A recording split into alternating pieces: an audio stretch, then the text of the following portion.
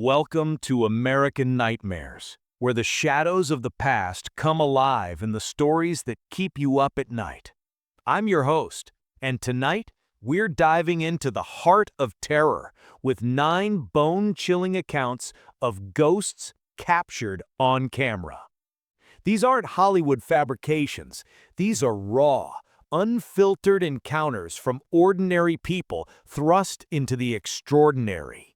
From the sun-baked deserts of Saudi Arabia to the foggy streets of Pennsylvania, the supernatural knows no borders. But here, on American Nightmares, we bring it home, reminding you that evil lurks just beyond your own doorstep.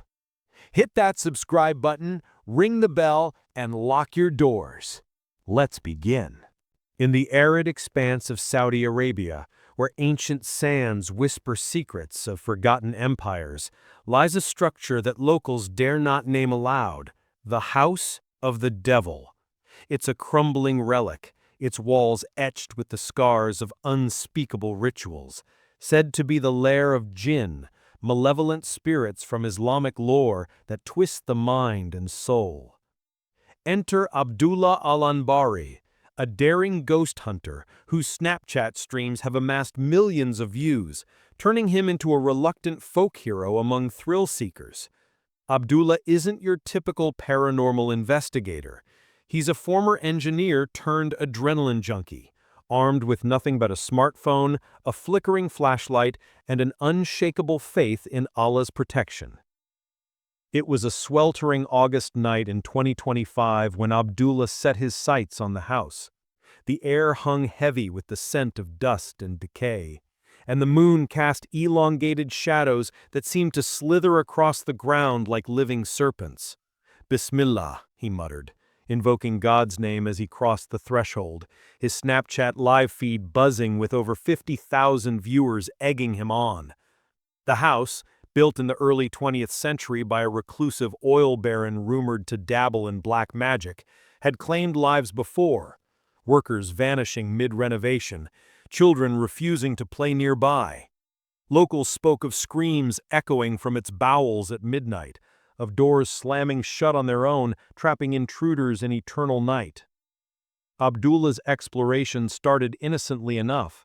He panned his camera through the foyer, where faded Persian rugs lay tattered underfoot, their intricate patterns resembling occult symbols. "This place feels heavy," he said, his voice steady but laced with unease. The chat exploded. "Run, bro! What's that behind you?" As he ventured deeper, the temperature plummeted, a classic sign of spiritual activity. His breath fogged the lens, and faint whispers slithered through the audio, words in archaic Arabic that no translator app could decipher. Then, the poltergeist unleashed. It began with a low rumble, like thunder trapped in the walls. Abdullah's flashlight flickered, casting erratic beams that danced across peeling wallpaper adorned with faded murals of demonic figures. A child's toy, a rusted tricycle, suddenly rolled across the floor, its wheels squeaking in protest against the silence. "Ya Allah!" Abdullah gasped, zooming in as the chat hit 100,000 viewers. The tricycle stopped abruptly, as if commanded, pointing toward a shadowed staircase leading to the basement. Heart pounding, Abdullah descended. The stairs creaked under his weight, each step echoing like a tolling bell. Down there, in the damp underbelly, where the air tasted of mildew and malice, the true horror unfolded. Shadows coalesced into shapes, tall, elongated forms that mimicked human silhouettes but moved with unnatural fluidity. One brushed past him, cold as grave soil, sending his phone skittering across the floor. As he scrambled to retrieve it, the feed caught it, a guttural growl, deep and resonant, vibrating through the speakers. Viewers reported their own devices glitching, screens freezing on Abdullah's terrified face. But the climax came in the heart of the house's altar room, a chamber lined with cracked mirrors that reflected infinite versions of the intruder. Abdullah recited prayers, his voice rising in crescendo, when the mirrors shattered simultaneously. Shards flew like shrapnel, embedding in the walls, and in the chaos, his camera captured a fleeting apparition, a horned figure with eyes like burning coals, grinning from the gloom. "It's time to leave," Abdullah whispered, bolting for the exit.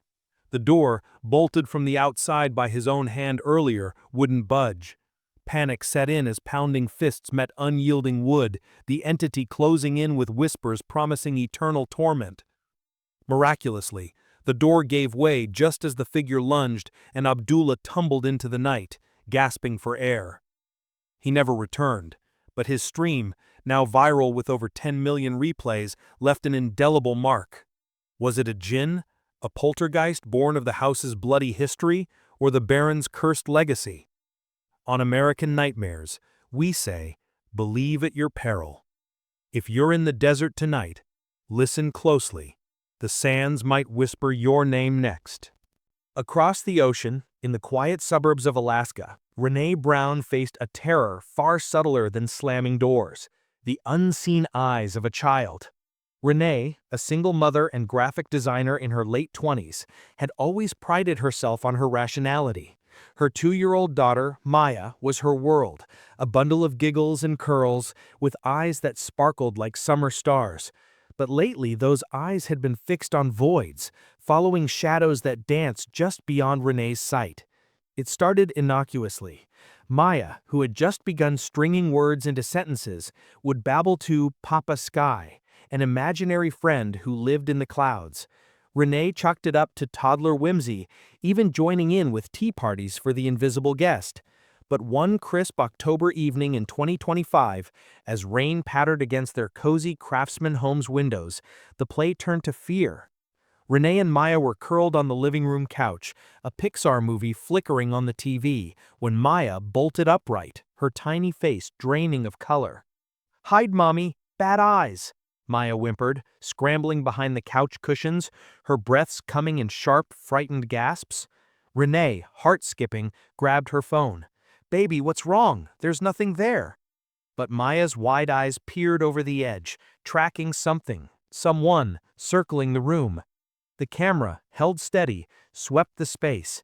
Empty armchairs, a forgotten sippy cup on the coffee table, the glow of string lights casting warm halos. Nothing amiss. Yet Maya's terror was palpable. She clutched Renee's leg, whispering, "Papa Sky," but sad. Renee uploaded the clip to TikTok that night, seeking parental solidarity. The video exploded, garnering 2 million views in hours. Comments flooded in. "Kids see what we can't. Check your family history." One message hit like a gut punch. Had anyone passed when Maya was born? Renee froze. Her father, a gentle carpenter named Elias, had died of a sudden heart attack when Renee was Maya's age, 2 years old. Photos of him flooded her mind. Kind eyes, a laugh like rolling thunder, the same curl in his hair as Maya's. The next nights blurred into a vigil.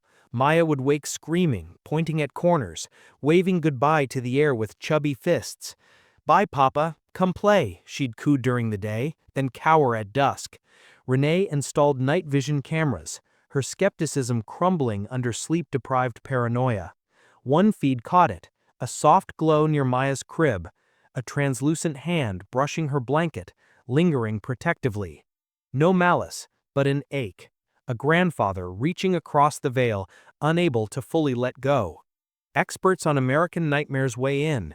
Residual hauntings, where echoes of love replay eternally. Renee moved to a new home, but Maya still whispers to the sky. Is it comfort or curse? Watch the skies, viewers. Your loved ones might be watching back. Some haunts aren't bound to places. They cling to objects, insidious passengers in the jewelry box of fate. Chloe, short for Chloe, Ramirez, a 35-year-old antiques dealer from New Orleans, America's own voodoo heartland, discovered this the hard way. In 2012, at a dusty estate sale on the French Quarter, she bid $200 on a lot including a silver necklace, an onyx pendant etched with Enochian symbols, once owned by Aleister Crowley, the infamous occultist whose "do what thou wilt" philosophy masked darker rites. Chloe wore it immediately, drawn to its weight against her chest the way it hummed with history. At first, it was thrilling, vivid dreams of velvet-robed ceremonies, whispers of power. But by 2015, the dreams soured. Shadows in mirrors, keys vanishing only to reappear in locked drawers. Her cat, Whiskers, hissed at empty corners, and Chloe's reflections sometimes lagged a beat behind her movements. Fast forward to June 5th, 2025, Chloe, now married with a rescue dog named Luna, was elbow deep in soapy dishes when the hallway erupted. Knock, knock, knock. Insistent raps on a door long unused. Phone in hand, she filmed. "Okay, guys, this is nuts." The knocks escalated and the door at the hall's end swung open, then slammed shut. Again. Luna bolted, whining, her fur bristling as if stroked by icy fingers. Chloe's hand shook, the necklace burned hot against her skin. Viewers of her Instagram Live speculated wildly. Cursed artifact, Crowley's familiar summoned back. Chloe consulted a local Huma shaman who confirmed it. The pendant channeled the beast's residue, a parasitic entity feeding on fear. She tried burying it, burning it, nothing worked. The activity followed her to hotels, to friends' homes, doors creaking open to reveal glimpses of a top-hatted silhouette. On American Nightmares, we advise, estate sales are bargains, but some debts are eternal. Chloe's still wearing it, waiting for the right ritual. What's your cursed keepsake? Comment below. Home alone can be a sanctuary or a slaughterhouse, depending on what's listening. Celeste Harper, a 28-year-old barista from rural Ohio, learned this during a family vacation in July 2025. Her Victorian farmhouse, inherited from a spinster aunt who talked to walls, had always creaked with character. But 3 nights solo turned character to character assassination. Night 1, footsteps on the attic stairs, heavy and deliberate. Celeste, phone flashlight trembling, searched, empty. Night 2, a child's giggle from the kitchen, doors ajar like mocking grins. By night 3, sleep was a myth. She rigged her old camcorder on a tripod in the living room, lights blazing, and barricaded in her bedroom. "If you're real, show yourself," she challenged the dark, half joking. The footage, reviewed at dawn, shattered her. An object, a porcelain doll from the aunt's collection, tumbled from the mantel unaided, shattering on oak floors. Then, the figure. Tall, humanoid, cloaked in inky blackness, materializing beside the camera. It tilted its head as if appraising, before gliding toward the hall with a whisper. "No mommies." Celeste's blood ran cold. Her aunt had lost a child decades ago, buried in the backyard under a weathered cross. She fled to her car's safety, calling 911. Cops found no footprints, no break-ins, just the doll's shards and a chill that lingered. The video went viral on Reddit, dissected by skeptics and believers alike. On American Nightmares, we call it a watcher spirit, jealous of the living's joys. Celeste sold the house, but the whispers follow in her dreams. Alone tonight? Check the feed. For 2 years, U/Shadow Lurker 87 endured a home that fought back. This anonymous Redditor, a burly IT specialist from Chicago's South Side, bought his fixer-upper bungalow in 2023 for its character. Warped floors, drafty vents, a basement that smelled of wet earth and regret. Early signs were subtle. Saw blades inching off workbenches, peripheral shadows darting when challenged. The air thickened with dread, like ozone before a storm. The basement was ground zero, a concrete tomb lit by a single bulb, shelves sagging with forgotten tools. One laundry night in April 2025, the presence pressed close, a weight on his neck like judgmental breath. Phone out, he filmed, "Not today, whatever you are." The heavy oak door, which required both hands to budge, groaned. Then swung wide, latching open against physics. "Freaky stuff," he muttered, voice steady but eyes wide. It held for minutes, defying closure, before slamming shut with force that rattled jars overhead. Posted to r/paranormal, the clip drew 500K upvotes. Theories abounded. Air pressure hoax? No. The door's hinges were rusted solid. History digs revealed a 1950s murder-suicide in that very room. The killer, a handyman who hanged from the rafters. The family fled in June 2025, but U/Shadow Lurker warns, basements remember. American Nightmares tip, bolt 'em shut and pray. In Lahore's labyrinthine alleys, where colonial ghosts mingle with partition horrors, stands the House of Khalil. The tale? In 1987, Khalil Rahman, shattered by poverty, slaughtered his family before self-impalement on a ceiling hook.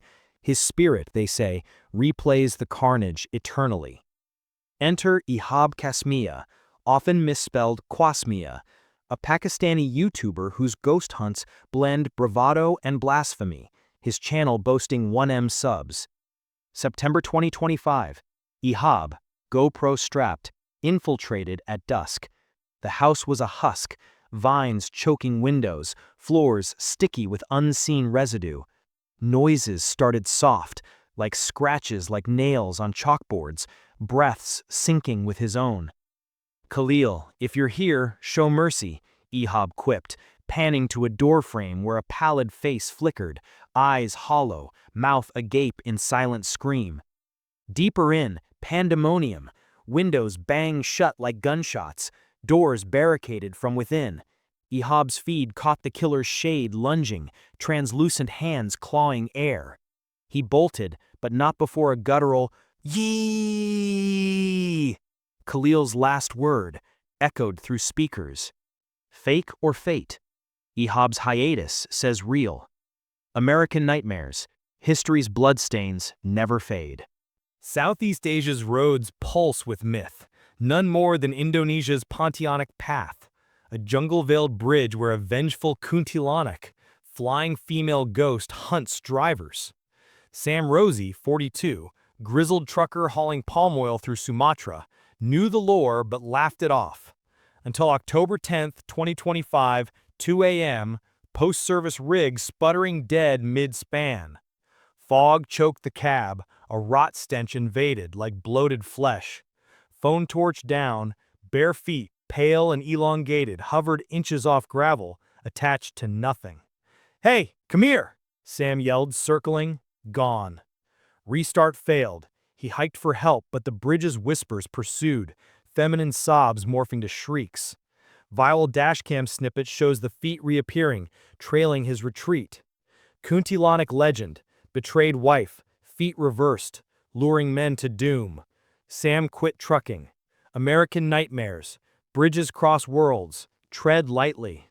Katrina Ellis and husband Mark, Midwest transplants to a sleepy Indiana town, sought peace in 2024. Next door, a sagging shack, abandoned since a 1970s cult ritual gone lethal. Bodies in the well, whispers say. Week 1, knocks at odd hours, voices murmuring thank you unbidden. Porch vigil, Katrina films bangs like gunshots. Captions glitch, join us. Dolls, her mother's heirlooms, toppled nightly. Solo night, kitchen crash. Phone catches cabinet exploding, utensils flying like poltergeist confetti. Morning, slam redux, door yawning to reveal a child's handprint, tiny and charred. No updates since May 2025. They endure. American Nightmares.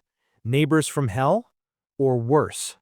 Erie, Pennsylvania. Lake effect snow and spectral winds hosts Jorge Cruz, 34, Papa John's driver and family. Their 1920s bungalow, per local lore, hosted prohibition bootleggers with mob ties. 3 a.m., November 2025. Bedroom door slams. Baby monitor review. Bang precedes a 7-foot shadow looming over crib, arm extending to toy with a teddy bear before dissolving. Jorge's FB page documents the siege. Scratches, EVPs chanting, "Leave." Wife Liz wakes to pressure on her chest, classic sleep paralysis, or demon. They fight back with sage and salt. American Nightmares finale. Protect the innocent. What's lurking in your nursery? That's our 9 nightmares, viewers. From global chills to home front horrors, the veil thins. Subscribe to American Nightmares for more. Sleep tight. What haunts you? Comment now.